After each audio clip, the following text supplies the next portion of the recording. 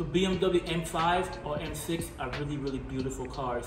They got everything you need in the car. They got power, they got handling, they got the looks, they got the braking. Beautiful car, but they're very, very unreliable.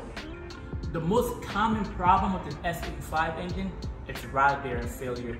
Because these engines redlines at such a high RPMs that the rod bearings are very, very easy to go. I've seen M6s or M5 between 05 and 2010 lose its rod bearings all the time. Even at 30 or 40,000 miles, they lose rod bearing. Another common thing also is the Vino valve high pressure lines are always failing and busting and causing other problems with this E65.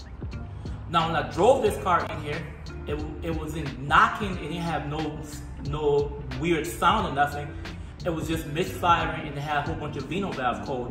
Now the owner took it to BMW and BMW told him that he needed a Vino valve high pressure fuel pump and a Vino valve high pressure fuel line. So, oil pressure line. And the owner of the car wanted me to replace the high pressure Vino valve high pressure pump, regular oil pump, Vino valve high pressure oil line, and rod bearing. So I drove it in here and started taking it apart. And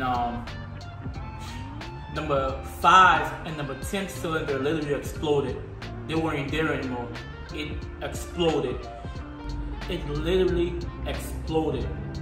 The pistons, the connecting rods, they're all literally inside the oil pan. Literally, I have really never seen nothing like this. This is my first time seeing a 10 cylinder that's actually a V8 now, because it ran in here, so it's basically a V8.